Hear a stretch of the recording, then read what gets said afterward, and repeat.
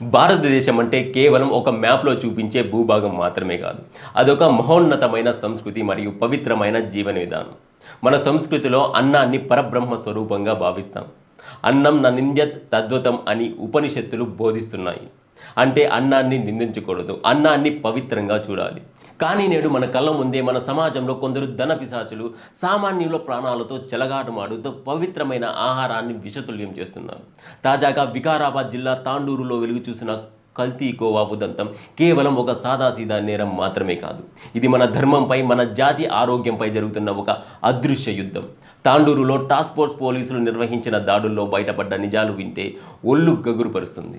దాదాపు 120 కిలోల కల్తీ కోవాను స్వాధీనం చేసుకున్నారంటే అది ఎన్ని వేల మంది చిన్నారుల అమాయక ప్రజల కడుపుల్లోకి వెళ్ళి వారి ఆరోగ్యాన్ని చిన్నాభిన్నం చేసిందో ఒక్కసారి ఆలోచించండి. జిల్లా ఎస్పీ శ్రీమతి స్నేహ మెహ్రా ఐపీఎస్ గారి పర్యవేక్షణలో ఇన్స్పెక్టర్ మహమ్మద్ అన్వర్ పాషా బృందం చేసిన ఈ సాహసోపేతమైన దాడి నిజంగా అభినందనీయం.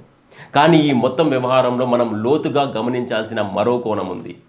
ఈ అక్రమ వ్యాపారంలో పట్టుబడ్డ ప్రకాష్, విష్ణు మరియు మహమ్మద్ సల్మాన్ వంటి వ్యక్తులు ఎక్కడి నుంచో వచ్చి మన స్థానిక మార్కెట్లను కలుషితం చేస్తున్నారు. ముఖ్యంగా పాతబస్తీ వంటి ప్రాంతాల నుంచి వచ్చి హిందూ జనాభా ఎక్కువగా ఉన్న ప్రాంతాల్లో ఇటువంటి కల్తీ కేంద్రాలను ఏర్పాటు చేయడం వెనుక ఒక బలమైన కుట్ర దాగిని ఉందన్న అనుమానాలు వ్యక్తమవుతున్నాయి.